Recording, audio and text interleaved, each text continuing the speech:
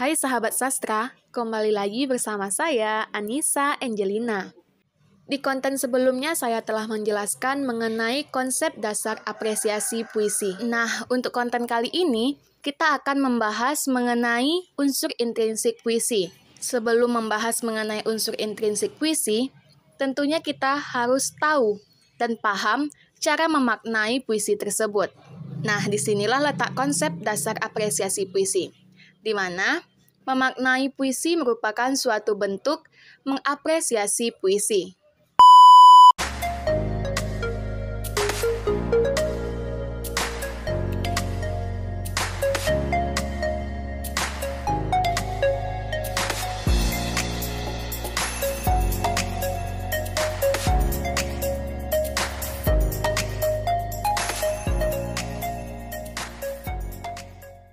Berikut ini merupakan puisi Sajak Putih karya Sapardi Djoko Damono.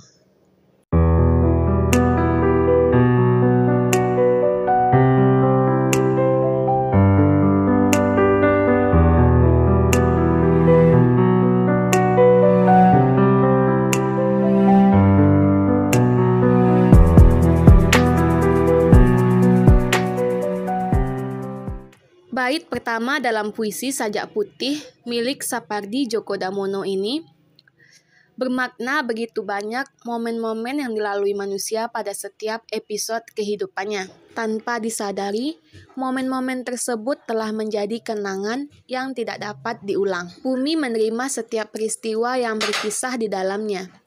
Dan bumi tetap tak pernah mengeluh meskipun setiap detik peristiwa yang menjadi momen bagi manusia telah merusak bumi.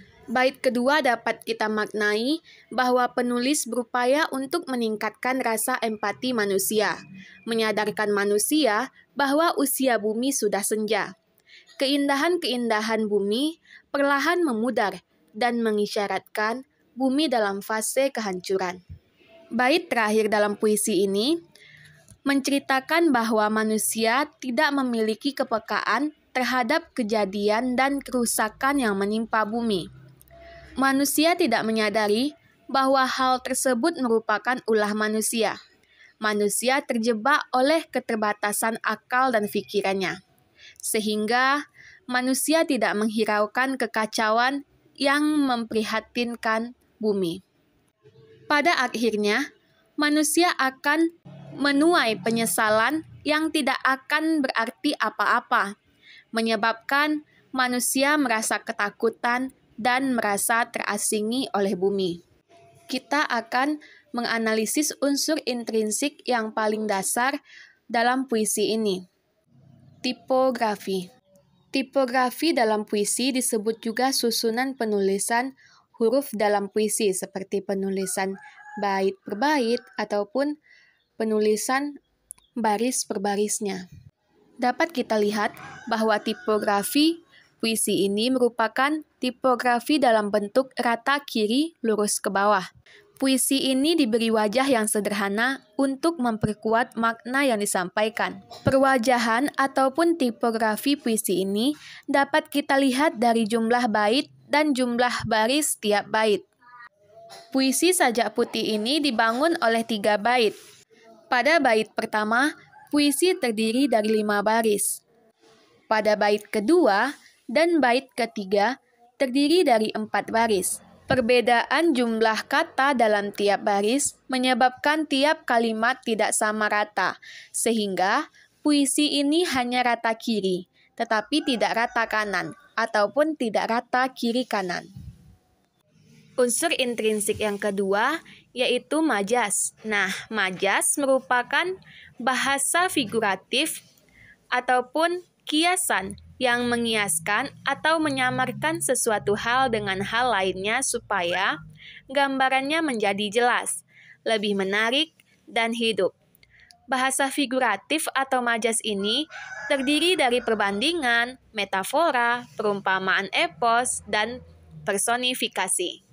Dalam puisi Sajak Putih milik Sapardi Djoko Damono ini, terdapat majas personifikasi. Majas personifikasi merupakan majas perbandingan manusia dengan benda mati. Gaya bahasa yang digunakan seolah benda tersebut bersikap selayaknya manusia. Majas ini terdapat pada bait pertama, bait kedua, dan bait ketiga. Yang kedua adalah majas metafora. Majas ini merupakan perbandingan dua objek yang berbeda namun memiliki sifat yang serupa. Gaya bahasa ini dikenal sebagai analogi. Majas metafora dalam puisi ini terdapat pada bait pertama. Unsur intrinsik berikutnya yaitu rima dan irama. Rima adalah unsur bunyi untuk menimbulkan kemerduan puisi. Unsur yang dapat memberi efek terhadap nada dan suasana. Selain itu, rima juga merupakan pengulangan dalam puisi. Dapat kita lihat pada bait kedua. Pada bait kedua ini merupakan rima mutlak, yaitu persamaan bunyi berada pada akhiran seluruh kata. Untuk bait kedua dan ketiga, ditemui rima bebas. Rima bebas merupakan persamaan bunyi kata ataupun suku kata yang diletakkan secara bebas. Rima dan irama merupakan suatu komponen yang tidak dapat dipisahkan. Irama, istilah lainnya adalah ritme. Irama merupakan pergantian panjang pendek atau tinggi rendahnya ucapan bunyi waktu membaca puisi. Rima dan irama saling berkaitan karena rima adalah salah satu unsur pembentuk irama. Unsur intrinsik selanjutnya adalah citraan. Citraan dalam karya sastra berperan untuk menimbulkan pembayangan imajinatif bagi pembaca melalui ungkapan yang tidak langsung. Pada puisi Sajak Putih ini, terdapat citraan indera. Untuk indera yang digunakan adalah pendengaran. Dapat kita lihat pada bait pertama. Di sana tertulis, "Kita dengarkan bumi menerima tanpa mengaduh." Kalimat dengarkan di dalam puisi tersebut merupakan bentuk dari citraan indera pendengaran. Citraan indera pendengaran juga terdapat pada bait kedua dalam kalimat, "Kita dengarkan bumi yang tua dalam setia." Dengarkan di sini juga merupakan bentuk dari citraan indera pendengaran. Untuk citraan kedua yang digunakan di dalam puisi ini adalah citraan visual, yaitu penglihatan. Citraan visual yang berupa penglihatan terdapat pada bait pertama, yang kalimatnya, "Sewaktu detik pun jatuh." Kata jatuh di dalam puisi tersebut merupakan bentuk usaha dari penulis untuk menggambarkan sesuatu yang terjatuh. Citraan visual berikutnya terdapat pada bait kedua. Sewaktu bayang-bayang kita memanjang. Memanjang merupakan bentuk dari citraan visual karena memanjang merupakan sesuatu yang dapat kita lihat. Citraan visual juga terdapat pada bait ketiga yang kalimatnya di luar cuaca. Citraan visual di sini menggambarkan bahwa kita dapat melihat keadaan cuaca di luar. Nah, untuk unsur intrinsik yang terakhir adalah diksi. Diksi merupakan pilihan kata yang digunakan dalam puisi untuk mempertajam atau menyamarkan makna. Pada kalimat di bait pertama ini memiliki makna sebagai waktu, terkhususnya pada kata saat. Nah, mengapa penulis lebih memilih menggunakan kata saat dibandingkan dengan waktu? Kita coba untuk mengubah saat menjadi waktu dalam bait puisi tersebut. Maka hasilnya akan seperti ini. Beribu waktu dalam kenangan surut perlahan. Ternyata jika saat digantikan dengan waktu, akan menghasilkan kesan terburu-buru pada proses membacanya.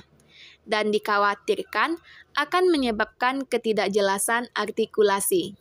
Nah, itu tadilah yang merupakan unsur-unsur intrinsik pembangun dari puisi Sajak Putih milik Sapardi Djoko Damono ini. Semoga video ini dapat memberikan manfaat kepada teman-teman untuk mengetahui cara menganalisis unsur intrinsik yang terdapat di dalam puisi.